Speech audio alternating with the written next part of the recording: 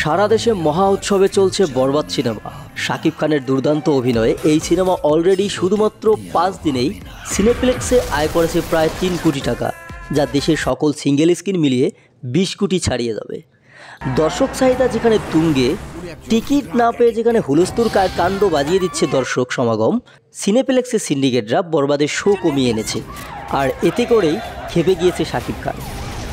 আমাদের দেশে হবে সেই ছেলে কবে, কথায় না বড় হয়ে কাজে বড় হবে। আমরা শাকিব খানের ক্ষেত্রে কবিতার ঠিক এই লাইনটার মতোই দেখি।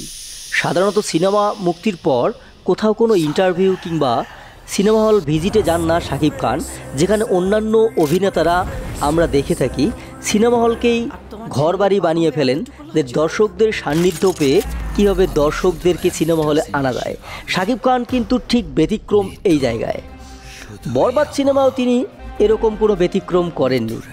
বরবাদ সিনেমা মুক্তির পর থেকে আজ পর্যন্ত কোনো সংবাদ মাধ্যমকে একটা সাক্ষাৎকার পর্যন্ত তিনি দেননি। তিনি আছেন তার আপকামিং সিনেমা তাণ্ডবের কাজ নিয়ে, যা আসন্ন ঈদুল আজহায় মুক্তি পাবে।